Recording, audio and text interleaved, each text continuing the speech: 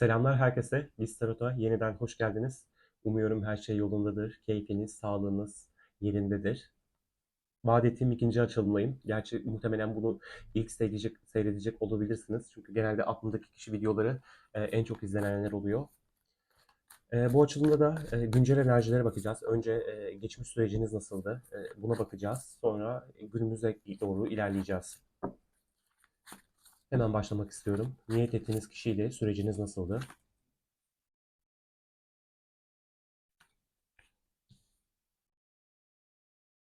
Yani ikinizi de ya da siz de olabilirsiniz bu. Birbirinize iyi geldiniz. Belki aşılıklardan kaçarak, geçmişinizden gelen bir sıkıntılı durumu şifalandırarak ilerlemiş olabilirsiniz. Belki bazılarımızın bu ilişkisi bir şeyleri şifalandırmak üzereyken başladınız ya da geçmiş bir ilişkiden kurtuluyordunuz ya da ne bileyim çıkıyordunuz. Onun yaralarını sararken kişi de hayatınıza girmiş ve size iyi gelmiş olabilir. Aynı şekilde onun hayatında da böyle bir durum oluyor olabilir. Sanki kişi böyle her şeyi oldurabilecek o potansiyeli göstermiş size. Çünkü Koç ve Ateş grubunu temsil ediyor İmparator kartı. Sanki bu ilişkide her şeyi yapabileceği potansiyeliyle sizi biraz büyülemiş açıkçası kişi. Ve evet, birbirinizin hayatınıza öyle iyi gelmişsiniz ki e, ilişkide korkunç bir gelecek, korkunç demeyeyim ama müthiş bir gelecek görmüşsünüz. Yani o eril tarafını hissettirmiş size tam anlamıyla.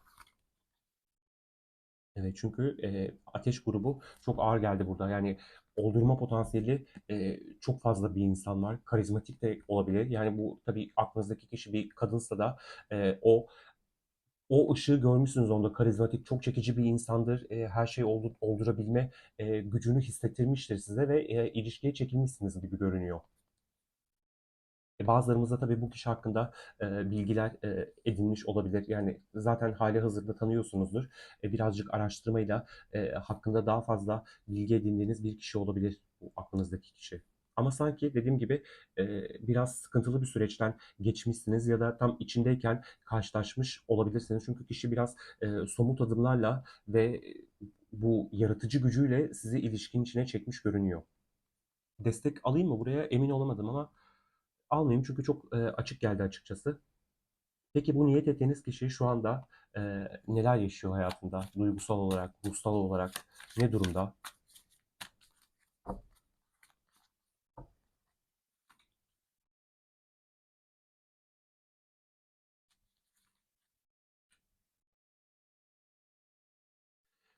Korktuğu bir sıkıntılı bir süreç yaşıyor olabilir kişi. Sanki korkularıyla yüzleşiyor ve bunlar hakkında uğraşıyor, çabalıyor olabilir. Yine işiyle ilgili bir sıkıntılı durum söz konusu olabilir. Bunun üzerine yoğun bir şekilde çaba harcıyor, çevresinden destek görüyor olabilir.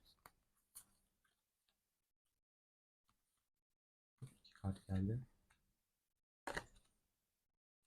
Bakın beklentileri var sanki. Burada çok işine yoğunlaştığı görünüyor açıkçası kişinin. Çok aynı zamanda destaltıyla da yine özlem duyduğu bir insan var geçmişinden gelen ama sanki kişi şu an duygularından ziyade tamamen kariyerine, maddi alanına yönelmiş olabilir. Çünkü bu alanla ilgili bir sıkıntılı süreçten yaşıyor, zorluklarla karşı karşıya ama çevresinden de destek görerek belki bu alanla ilgili çalışmalarını arttırarak bu alanın içinden kurtulmaya çalışıyor. Çünkü hedeflediği, ulaşmak istediği bir nokta var, bir yer var, bir alan var. Orayla ilgili tamamen kanalize olmuş görünüyor. Biraz desteklemek istiyorum burayı. Kişi kendi hayatında neler yaşıyor, nelerle uğraşıyor.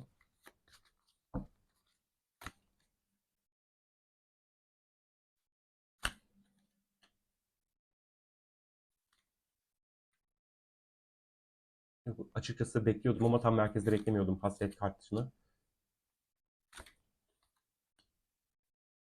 Evet, bakın tasayla bir yandan da kupa altılısını görmüştüm desenin altında.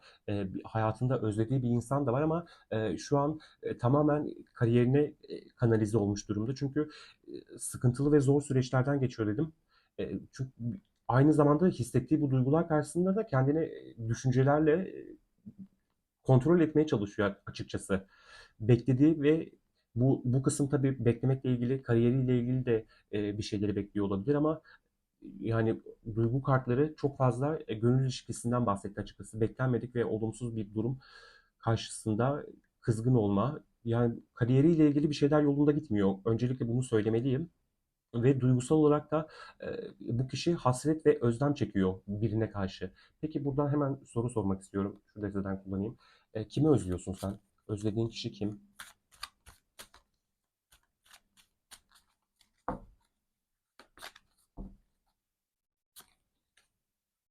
Kılıç yedilisiyle başladık. Yani arkasından iş çevirdiğim biri diyor olabilir şu an. Evet, bakın yine kupa altılısı, kupa beşlisi. Çok güzel konuşuyor şu an. Adalet kartı ve şeytan kartı. Of, bu kadar olur ya. Bakın deste altı da kılıç beşlisi. Diyor ki kimi özlüyorum ben? İhanet ettiğim, bir sürü yani duygusal olarak çok güzel hissettiğim bir insana haksızlık ettim. E, Beklentilerini asla onun karşılayamadım. Arkasından işler çevirdim ve şu an içinde bulunduğum durumda kıpırdayamıyorum da sanki ben adım atmak yerine ondan adım beklediğim kişiyi özlüyorum diyor ben. Çok inanılmaz sert geldi buraya. Burayı desteklemek istiyorum.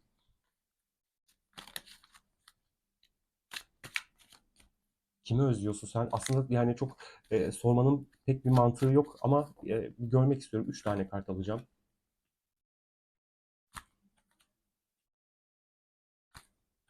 Bakın ya, o kadar müthiş bir enerji var şu an. Direniyorum diyor ya. Yani adım atmamak konusunda bu özlem duygularımı bastırmaya çalışıyorum. Çünkü o benim için diyor güvenli bir alandı. Bu hayatın içinde karşılaşabileceğim yegane insandı. Ben bu insanı aldattım, arkasından işler çevirdim. Açgözlü davrandım. Ve şu an içinde bulunduğum durumda kaygılıyım. Tekrar bir şeyleri oldurabilir miyim? Endişe halindeyim. Adım atamıyorum gibi bir şey var burada açıkçası. Sizi özlüyor diyebilir miyiz? Bence diyebiliriz. Peki bu insan size karşı ne düşünüyor, ne hissediyor?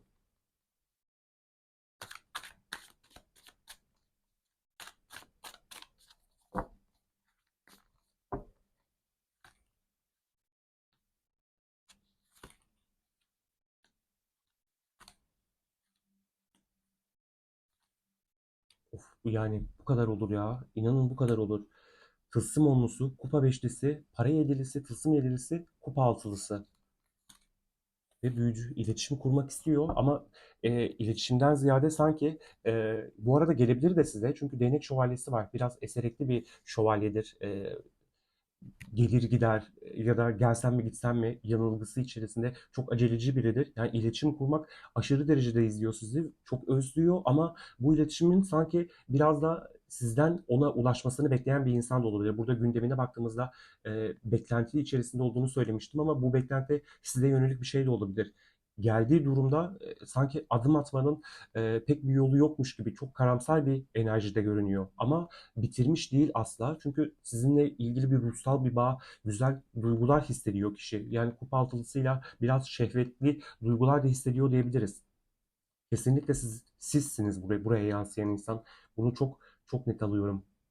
Yani kartlardan çok güzel okunuyor ve bu kişi gerçekten direniyor görünüyor. Bakın yani desteleri kaldırdıkça altından gelen mesajlara bakın. Karşı koymak, mücadele etmek, direnç göstermek, onaylanmadığı veya hoş görmediği bir durum içinde olmak, utanç duymak. Yani çok sıkıntılı, utanacağı şeyler yaptıysa bunun yüzden adım atamıyor görünüyor size ve bakın sanki doğru zamanı bekliyor. Belki kendisi bu durumu iyileştirmenin e, yegane yolunun birazcık daha zamanla halledebileceğini düşünüyor olabilir. Ne soralım? Hazır yılbaşı geliyor. Belki bu maksatla bir iletişim kurar mı? Yani çok çok istekli görünüyor açıkçası. Yani kurar diyesim geliyor ama bakalım bu kişi iletişim kurar mı? İletişim kurmayı düşünüyor mu?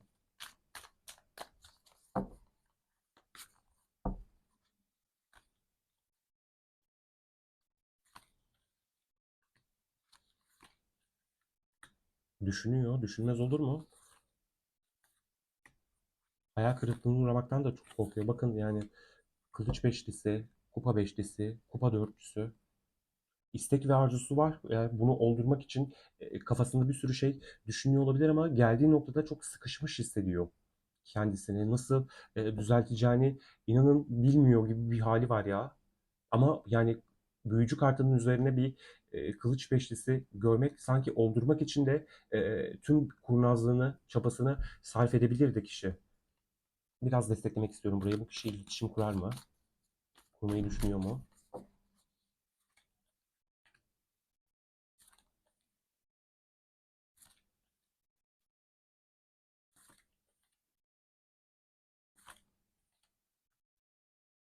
Bakın sizden bir ışık görebilirse ya da ikna olabilirse ben onunla tekrar bir araya gelebilirim.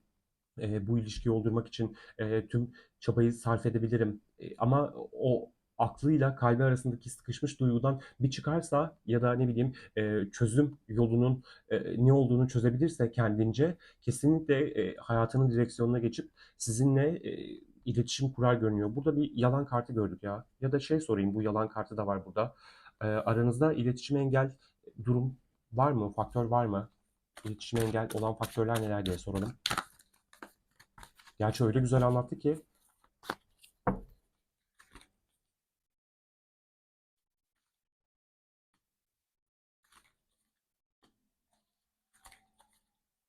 Kartları seçip hemen durduracağım. Ezan başladı. Şöyle koyuyorum bunu da. Birazdan geliyorum. Tekrar merhaba. İletişim engel faktörleri sormuştuk. Şey diyor yani eğer biliyorsanız hali hazırda hayatında biri var, bu durum engel olabilir.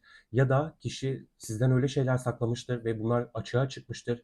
Bu durumlar diyor engel. Ben çünkü onun arkasından diyor çok fazla iş çevirdim, ona ihanet ettim. İçinde bulunduğum durum öyle kötü, öyle sıkıcı. Bakın yine görüyoruz kupa beşlisini. Yani içinde bulunduğu durumla ilgili sıkıntıda hissettiği için gelemiyor görünüyor. Ve dediğim gibi hayatında biri olduğunu düşünüyorsanız bu insanın da açığa çıkmasını istemiyor olabilir. Bu durumu ondan da saklıyor olabilir. Bir yandan da o artık iyileşti, hayatına bakıyor. Ben ona adım değil de ondan adım bekliyorum diyor olabilir kişi. Geldiğiniz noktada bu geçmişi tamamen geride bıraktığınızı, kendinize iyi gelecek alanlara yöneldiğinizi düşünüyor olabilir. Hemen buraya desteklemek istiyorum. İletişime engel faktörler neler dedik?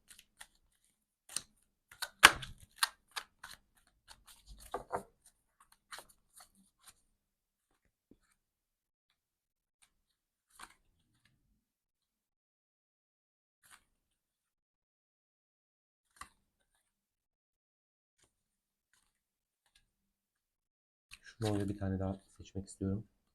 Ya sizin tarafınızdan asla anlaşamayacağını, anlaşılmayacağını düşünüyor olabilir. Bazıları sizinle asla uzlaşamayacağını düşünüyor olabilir. Bu noktada biz asla eskisi gibi olamayız diyenler de var. Belki siz, belki aklınızdaki kişi, niyet ettiğiniz kişi hayatınla ilgili yeni bir yöne doğru mail etmiş. Bununla ilgili sıkışmış hissediyordur kendini. Belki şey diyordur, ya ben ona adım atsam da o artık iyileşti ve benim gibi bir insanla tekrar olmayacaktır. Bunu biliyorum, bu yüzden de geçemiyorum. Engel olan durum bu söz konusu. Yine dediğim gibi hayatında biri vardır belki. Size gelmenin tek yolu geçmişi bir şekilde geçmişten arınıp bu hayatında biri varsa onu da hayatından çıkararak size gelmesidir faktör. Bu yüzden bu sebeple gelemiyor olabilir. Peki çok fazla sorduk ama yine başka bir de sizden sormak istiyorum. İletişime geçecek mi? İlahi sisteme soralım. Yüce Yaradan'a. Bu kişi iletişime geçer mi? Ya gerçi çok fazla nasıl geçeyim, nasıl geçeyim gibi cümleler kurdu ama bir kupa yedilisi dönüyordu. Döndü daha doğrusu. Bu kişi iletişime geçecek mi? Aziz'le kartın üzerine bir Aziz'de geliyor. Kupa yedilisi dönmüştü. Bakın yine geldi.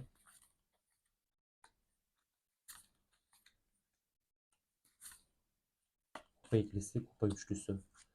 Bir tane daha almak istedim. Üç kartı. Yani o özgüvene gelebilirse, ulaşırsa, bakın yine deste altımızda bir büyücü kartı. Unicorn'la temsil edilmiş burada, resmedilmiş. Bu kişi sanki o gerekli özgüvene ulaşırsa, yani düşünüyor, kesinlikle düşünüyor. Neyi nasıl yapacağını, nasıl oldurabileceğini düşünüyor. Belki siz de sezgisel olarak biliyorsunuzdur. Yani bir şeyler olacak bizim aramızda. Ben bu bağı hissediyorum. Kişi de bu noktada böyle görünüyor. Sadece geçmişiyle ilgili o sıkıntılı süreçleri bir türlü kendinde ne derler kabullenebilirse o gerekli özgüveni, cesareti toplayıp adım atabilir. Yani çok adım atar mı demiyorum ama atacak görünmüyor. Yani atacak diyemiyorum ama atmayacak da diyemiyorum. Çünkü bir araya gelmek istiyor açıkçası kişi sizinle. İletişim kuracak mı dedik, iletişime geçecek mi? Bakın o kendini çıkmazda hissettiği durum her neyse bunu başarırsa atar görünüyor.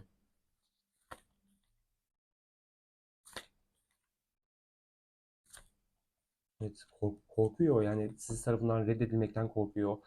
Tamamen restleşeceğinizden korkuyor. Bu korkulara rağmen bir taraftan da bağımlılık çalıştırıyor size karşı. Mutlu olabileceğine dair tekrar o eski halinize kavuşacağınıza dair endişeleri var kişinin ama e, atabilme potansiyeli çok yüksek. Peki siz bu kişiye dair ne bilmelisiniz? Kartlar size ne söyler?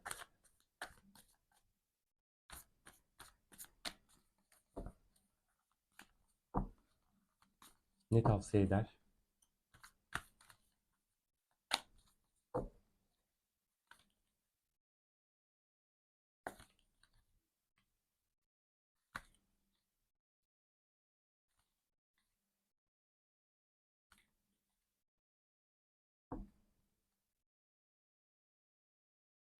Destekleyerek gitmek istiyorum. Valla tartışabilirsiniz.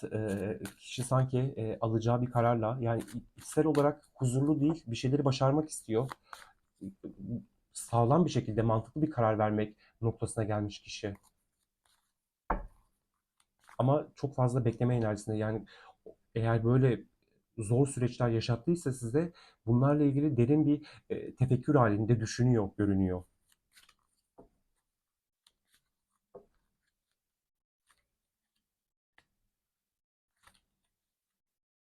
Bakın bağımlılık kartı vardı. Yine altına da yine benzer bir kart geldi. Şunu da yani bir yandan sizin masum olduğunuzu biliyor. Buna dair e, kuvvetli inançlar taşıyor. Yine burada da biliyor yani içsel olarak o olgunluk sizin masumiyetiniz karşısında evet var. Yani hayatı çok çalkantılı geçiyor ve alacağı kararın sağlam, mantıklı olması gerektiğinin çok bilincinde bir insan var. Dediğim gibi yani tartışabilirsiniz. Sıkıntılı bir sürece girecek olabilirsiniz kişiyle. Belki e, böyle bir bağlantı kurarak bir şeyleri başlatacaktır aranızda. Çünkü sizin masum olduğunuzu çok fazla biliyor, çok fazla düşünüyor, size bağımlılık çalıştırıyor, görünüyor. Bakın haksızlık ettiyse, çünkü etmiş görünüyor buraya yansıyan enerjiye göre. Hayatındaki o yaşadığı karmaşıklıkların bedelinin size yaptığı haksızlıklar olduğunun bilincinde bir insan var. Bakın burada çocuk küsmüş, diğeri ona bir şeyler elma uzatıyor. O da küstüm oynamıyorum modunda. Ya size haksızlık yaptığının çok bilincinde bir insan var. Peki Rumi'ye soralım. Tam aklımdan soru geçiyordu ki bunu gördüm.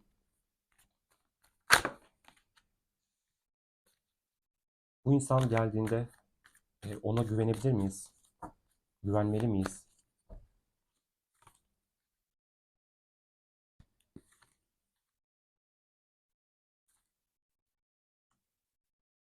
Bakın gerçekten sizi şifalandırabilecek mi, bu ilişkiyi kurtarabilecek mi? Lütfen bunlara odaklanın. Yine Azize kartı, gizlemler anlatılmaz, yalnız bilenler bilir diyor kart.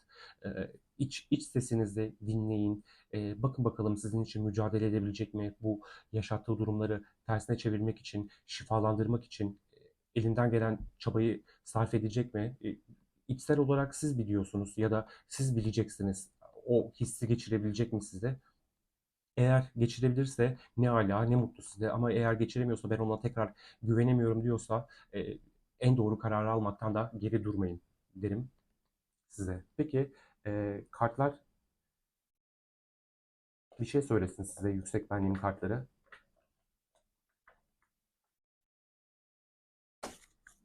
Bu kişiye dair.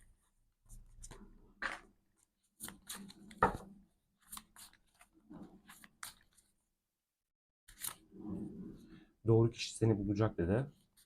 Bir tane de almak istiyorum. Şu an bildiklerinden daha fazlasını bilmen gerekiyor. Azize'nin oraya alıyorum bunu da. Son olarak. Bırak. Yani gerçekten bırak. Ufukta çok daha iyi bir şey var.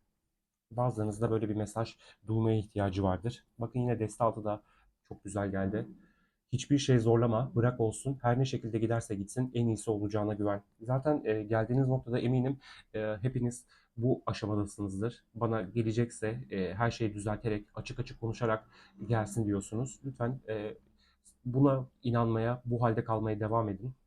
Evet, sizin için doğru kişi o değil diye düşünüyorsanız ve sadece ilahi adalet, onun hayatında neler oluyor, hiçbir fikrim yok ve kartlardan bunu öğrenmeye çabalıyorum, öğrenmeye gayret ediyorum diyorsanız görüyorsunuz yani çok güzel enerjiler okumuyoruz. Yani birçok ben de takip ediyorum. Güzel kanallar var ülkemizde. Onlarda da çok fazla yansıyor acı çektikleri, pişman oldukları. Burada da yine benzer bir pişmanlık okuduk. Kötü bir durumda kişi. Eğer bana iyi gelmiyor diyorsanız lütfen doğru kişiye olan inancınızı koruyun. Mutlaka biriyle tanışacaksınızdır ve yaşadıklarınız aklınıza geldiği zaman vay be acıydı ama tecrübeydi deyip geçeceksiniz diyorum ve bu açılımı burada noktalıyorum. Umarım yılbaşınız, yeni yılınız, her şey çok güzel olur. Arzu ettiğinizden de iyi gelişir. Bundan sonraki hayatınız. 2025 sizlere inşallah hepimize sağlık, başarı, mutluluk getirsin. Ümitlerimiz, umutlarımız hep tazelensin. Güzellikler bizi bulsun hep diyorum ve açılımı noktalıyorum. Kendinize iyi bakın. Tekrar görüşmek üzere. Allah'a emanet olun.